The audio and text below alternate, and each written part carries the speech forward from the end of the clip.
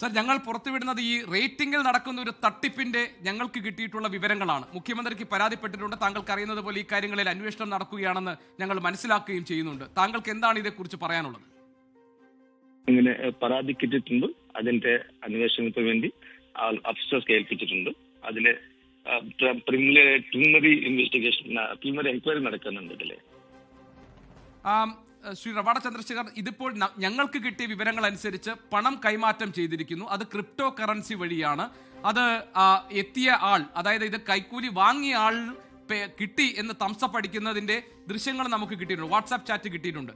ഇത്തരമൊരു സന്ദർഭത്തിൽ എങ്ങനെയാണ് കേരള പോലീസിന് ഈ കാര്യത്തിൽ ഇടപെടാൻ കഴിയുക? ഇത് നമ്മുടെ സൈബർ ഡിവിഷൻ ഇതിൽ നോക്കുന്നതാണ്. സൈബർ ഡിവിഷൻ ഓഫീസേഴ്സ് ഇതിൽ പ്രിലിമിനറി എൻക്വയറി നടത്തിയിട്ടുണ്ട്. അതിന്റെ വിശദാംശങ്ങൾ ശേഖരിച്ചതിന് ശേഷം അതിന്റെ നിയമപരമായിട്ട് നടപടിക്ക് മുന്നോട്ട് കൊണ്ടുപോകുന്നതാണ്. സർ, പ്രത്യേക അന്വേഷണ സംഘം ഇതുമായി ബന്ധപ്പെട്ട് രൂപീകരിച്ചിട്ടുണ്ടോ? ഒരു ടൈം ഫ്രെയിം ഇതിന് നിശ്ചയിച്ചിട്ടുണ്ടോ? അതിന്റെ ഇപ്പോൾ ഇതിന്റെ ഞാൻ പറഞ്ഞത് ഇത് നമ്മുടെ പ്രിലിമിനറി എൻക്വയറി നടക്കുന്നതുകൊണ്ട് ആ പ്രിലിമിനറി എൻക്വയറിന്റെ മറ്റേ ഫൈൻഡിങ്സ് ബേസിസിലാണ് നമ്മൾ മുന്നോട്ട് പോകുന്നതാണ്. അതിന്റെ ഇത്ര പറയാൻ പറ്റില്ല ടൈം ഫ്രെയിമിന്റെ കാര്യത്തിലേക്ക്. സാർ, ഇങ്ങനെ ഉണ്ടെങ്കിൽ ഇതൊരു ക്രിമിനൽ നടപടി, ഇതൊരു ക്രിമിനൽ ആക്ട് ആണല്ലോ. ആ നിലയ്ക്കാണല്ലോ നമ്മുടെ അന്വേഷണം പോവുക, അല്ലേ സാർ? അതെ, നമുക്ക് ഈ പ്രിലിമിനറി എൻക്വയറിയിൽ കിട്ടിയ ഫൈൻഡിങ്സ് ബേസിസിലാണ്. അതിന്റെ നിയമത്തിന്റെ വയലേഷൻ ഉണ്ടെങ്കിൽ അതിന്റെ ബേസിസിൽ നമ്മൾ മുന്നോട്ടേക്ക് law will be set in motion.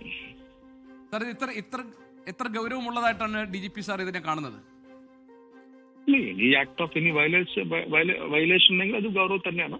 ഇതാണെങ്കിലും പിന്നെ അത് പ്രിലിമിനറി എൻക്വയറിയുടെ ഫൈൻഡിങ്സ് ബേസിസിലാണ് നമുക്ക് മുന്നോട്ട് പോകുന്നതിലേക്ക്.